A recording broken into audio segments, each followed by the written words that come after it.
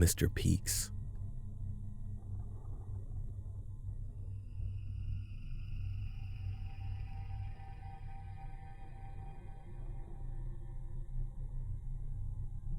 I'm at a loss. Let me explain. I've had someone peeking at me for most of my life.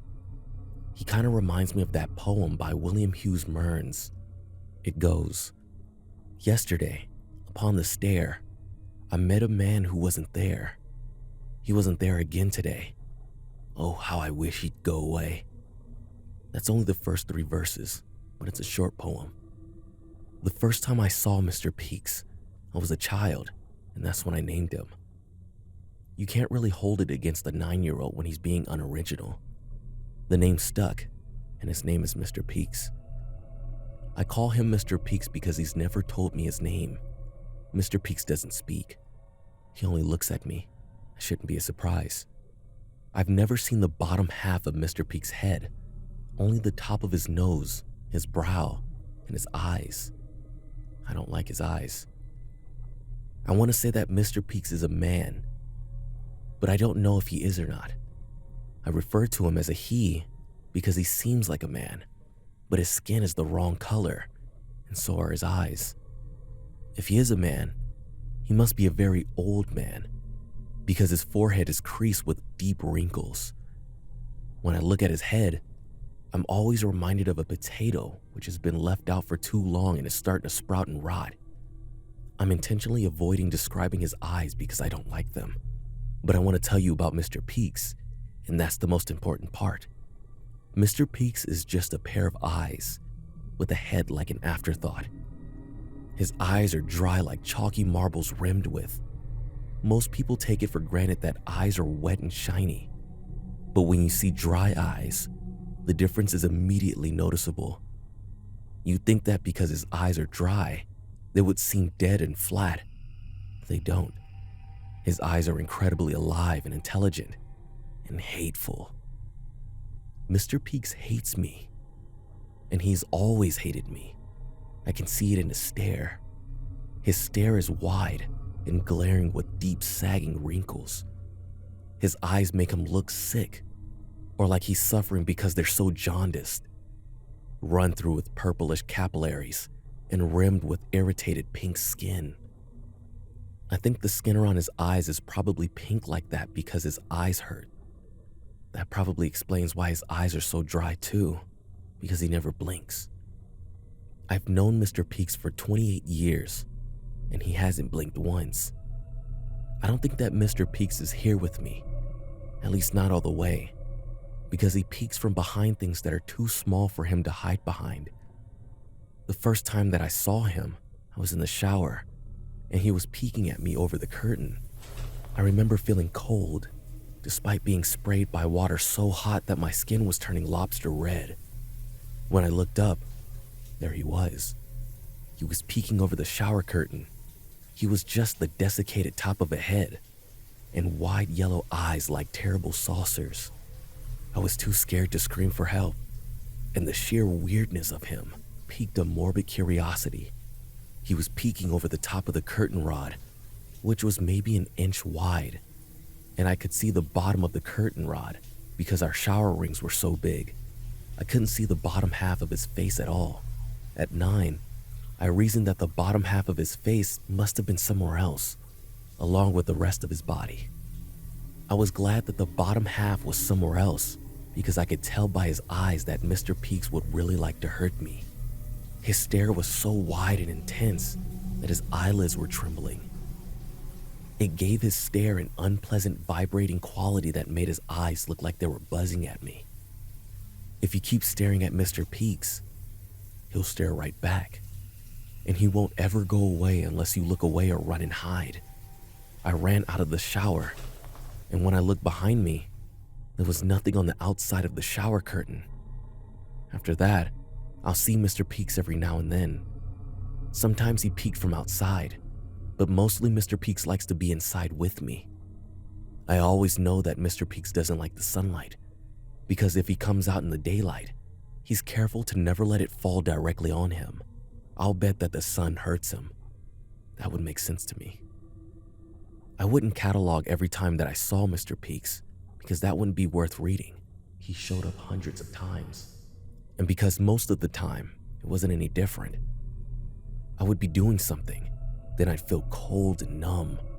Whenever I got that feeling, I knew he'd be somewhere in the room with me. Well, as in as he could seem to get. I'd look around frantically for him because I didn't like when he was too close to me. Sometimes he'll show up inches from my face, and I really don't like that. When he's that close, I can smell him, and he smells like old dust and cobwebs, the way a tool shed might have left abandoned for years. Most of the time, though, he's a couple of feet away or across the room. I think he likes to peek from impossible places to show off. I think he wants me to know that he's something impossible and strange. He likes to scare me. I'll see him peeking from behind a milk carton on the counter or out of the sink. One time I saw him peeking from inside my crock pot. Sometimes I caught him peeking out of the cabinet or through small holes, but not usually. He doesn't like me to miss him. It makes him angry. He's been with me for years. He'll show up with his silent glare and then disappear after I blink him away. I'll confirm where he is and then go back to what I was doing and ignore him. I think this makes him angrier. But after so many months and years, I've started to get used to him. I got complacent with him. Once I grew up and hit my teenage years, I was even less affected by it. I toyed with the idea that I might be insane for a while, but then I flicked a rock at Mr. Peaks and it bounced off his forehead.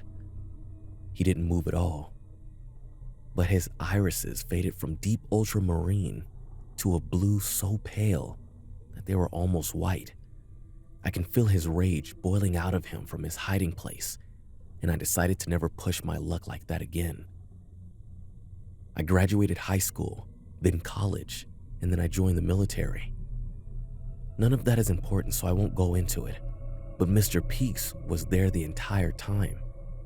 By the time I was in my mid-30s, Mr. Peak had become my quiet companion. I never liked Mr. Peaks. In fact, I hate him. I just got used to him. Hell, he was there on my wedding day peeking from behind the coleslaw. Now I'm in my mid-30s, and I've had a son, and now things are starting to change. Mr. Peaks was peeking over Atticus's bassinet on the night he was born, and that was the first time that it was different. His hateful eyes ignored me completely, and he was looking at my son. His eyes were wide and feverish, and his pale pupils were dilated like an addict's. I looked away and looked back, and he was still there. This time, he was looking at me again, the same hateful gaze I'd come to know so well. When I was finally able to blink, he was gone. It didn't get better when we took Atticus home. Mr. Peaks, who I would normally see about once a month, started to show up more frequently, and only when I was with Atticus. One time, he hung around for almost an hour, and no matter how often I blinked or looked away, he would be there. I've taken to leaving all the lights on in my house all the time, prompting my wife to ask what the hell is wrong with me, because the lights make it harder for the baby to sleep. I didn't want to let her know that I was trying to do it to protect him. Mr. Peaks is even outside now. I've started taking Atticus outside as often as possible so that we can both stay safe in the sun. It's not working. I see Mr. Peaks behind stone walls and in tree branches. After decades of Mr. Peaks, I had convinced myself that he was benign. Now, I know that's not the case. I found Mr. Peaks behind Atticus's crib, and although I can still only see the top of his head, his cheek, and his eyes were upturned, I knew that Mr. Peaks was smiling. It wasn't a kind smile. Nothing about Mr. Peaks is kind or warm. Over the months, Atticus has been growing more and more aware. He looks around and coos and laughs. He's a happy baby. When he cries, he's quick and to the point. He lets me know when he needs something, and once he gets it, he settles right down. One time though, I heard him absolutely screaming. He was wailing like he was in pain, and I tore into his bedroom, sure that I would find him tangled up in his blankets or choking on his milk. But it was Mr. Peaks. Atticus was staring, wild-eyed, into Mr. Peaks' dusty eyes with a look of horror cracking his soft features. I cursed and swore. I told Mr. Peaks to go away. He did, but not before I saw his cheeks pull up again into a hyena's grin. If I ever had doubts as to whether Mr. Peaks is real, those are gone. I've lost any hope that he might be a brain tumor, the manifestation of childhood trauma, or some other nonsense. Mr. Peaks is real, and he's trying to come through. Every day he pushes at the membrane between his world and ours. I don't know where Mr. Peaks comes from, but I bet it's somewhere cold and dark. I bet he wanders there, looking for windows to peer in at my family. I bet he's looking for a door. Or maybe he's already found one. I can see him now, on the other side, squeezing himself through like an octopus, one tentacle at a time. My wife has started to complain that the house always feels cold, and she's asked me to locate the source of the odd odor that she's always smelling.